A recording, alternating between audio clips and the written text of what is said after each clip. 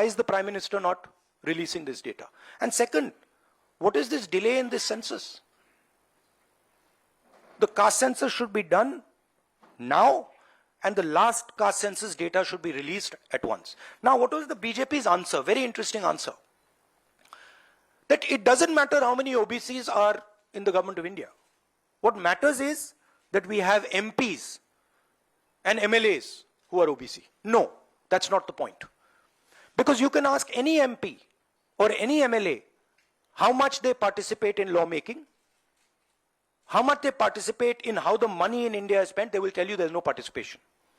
So it is almost as if they keep placing these OBC MPs into the Vidhan Sabha from one side and taking away the real power of the OBCs from the other side. And as the Prime Minister keeps saying, he's an OBC leader, I want him to explain why only 3 OBCs are there in the government of India, and why the OBC community, which is the backbone of this country, is responsible for only 5% of the budget. They have not been able to answer this question. In fact, when I said it, I saw in their face the panic.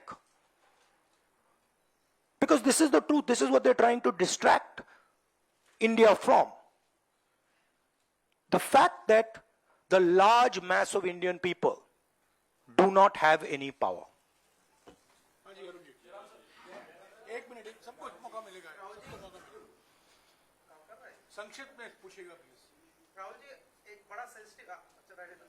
नहीं काम कर रहा। Hello Rahul ji, बहुत sensitive मुद्दा है ये reservation. आज से नहीं, जब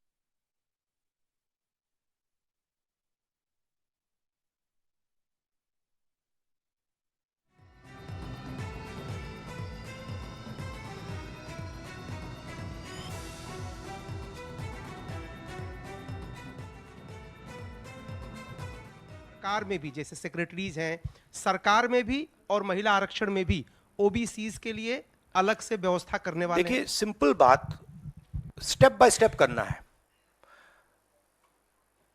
आपको चोट लगती है तो एक्सरे होती है, पता लगाना पड़ता है कि स्ट्रक्चर में कमजोरी कहां है, हड्डी कहां टूटी। मैं सिर्फ एक बात कह रहा हूं, पहला कदम एक्सरे है कि हमें पहले कास्ट सेंसस के माध्यम से हिंदुस्तान का एक्सरे करना है कि भैया हैं कितने लोग, ओबीसी कितने हैं, अलग अलग कम्युनिटीज कितनी हैं,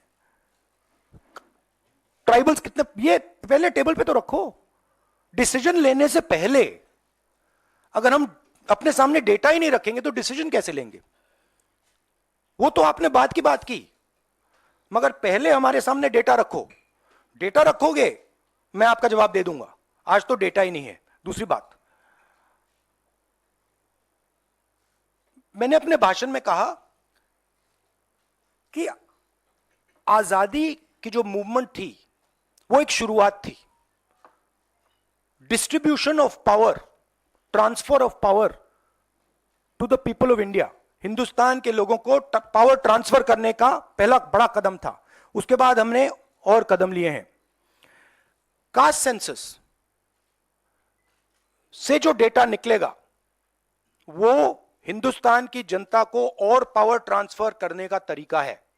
मैं कह रहा हूं कि हिंदुस्तान के जो ओबीसीज हैं, दलित्स हैं, ट्राइबल्स हैं, बाकी लोग हैं, महिलाएं हैं, उनको हमने ट्रांसफर ऑफ पावर करना है। उनके लिए हमें पावर ट्रांसफर करना है, उनके हाथों में पावर डालनी है। फाउंडेशन वो है, और कास्ट सेंसस की जरूरत है, क्योंकि उसको समझे बिना हम ये कर ही नहीं सकते।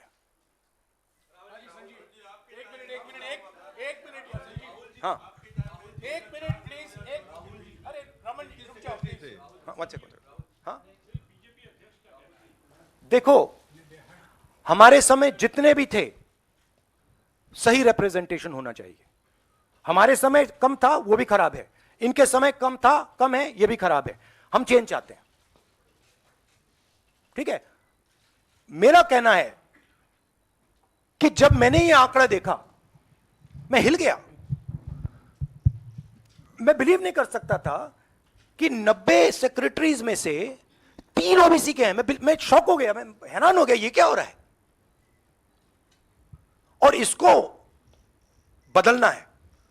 हिंदुस्तान के जो आम जनता है, गरीब जनता है, उनको पावर देनी है. Rahul ji, you just said that you want that the power should be transferred to women and OBCs and other backwards. You know, this is a form of transferring power. The Prime Minister has said that this bill will lead to an era of women-led development. Do you feel that in the present form, this bill will be able to achieve this goal? Considering that it is Yeah, not being implemented now. The problem is the implementation. So what they have said is, we are placing a bill on the floor of the House, but we will implement it 10 years from now. What does that mean? That's like the Prime Minister saying, you know, we are going to place a bill on OBC caste census in the floor of the House, and we are going to do it in 30 years. What does it mean?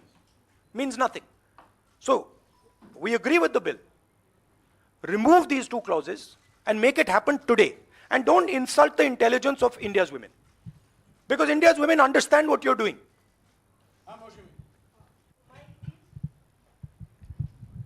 Rahul, क्योंकि special session की बात हो रही है, बहुत shocking एक video जो viral हो रहा है, उसमें रमेश बिदूरी साहब फ्लोर ऑफ द हाउस में एक स्पीच दे रहे हैं, जिसमें वो दानिश अली साहब को ऑन रिकॉर्ड, मतलब माइक पे आतंकवादी कहते हैं, मुल्ला कहते हैं और कई शब्दों का इस्तेमाल करते हैं जिनका हम प्रयोग नहीं कर सकते. तो इस तरह का व्यवहार जब संसद के भीतर हो रहा है, किस तरह से आप इसको देखते हैं? देखिए, वो और पार्लियामेंट का इशू है, उसमें मैं ये स्पीकर की जिम्मेदारी है और ये पार्लियामेंट्री प्रोसेस चलता है, इस पे मैं यहाँ पे कमेंट नहीं कर सकता हूँ. बट मैं कंप्लीट नहीं हुआ, कंप्लीट नहीं हुआ. राहुल जी, आप बहुत महत्वपूर्ण सवाल उठा रहे हैं. एक तो देरी का, दूसरा ओबीसी के कोटे की मांग कर रहे हैं. सवाल यह है कि 2010 में जब यूपीए के समय में बिल आया था, तब अगर यही कोटा जो आज कांग्रेस मांग कर रही है अगर दे दिया होता तो ये कानून शायद 10 साल पहले बन जाता. तो ये जो आपसे सवाल पूछा जा रहा है कि आज आप कोटे की बात कर रहे हैं ओबीसी की, क्योंकि आप विपक्ष में हैं. जब सत्ता पक्ष में आप बिल लेकर आए थे उस समय ओबीसी कोटा क्यों नहीं था, और क्या इसका आपको रिग्रेट है, अफसोस है कि उस समय ओबीसी कोटा नहीं दिया कांग्रेस ने? 100% रिग्रेट है. 100% रिग्रेट है. वो उस टाइम कर देना था और इसको हम करके ही छोड़ेंगे. Rahul ji, Mr. Gandhi, what has changed since 2010 to now that you have shifted your stance on OBC subquota? We have not shifted our stance. You're maybe not well informed. We are the party that did the caste census. We carried out an entire census getting caste data. We didn't release it at the time. There was a discussion, internal discussion. We should have released it at the time, and it should be released now. There is no change in our view on this. Yes, I see.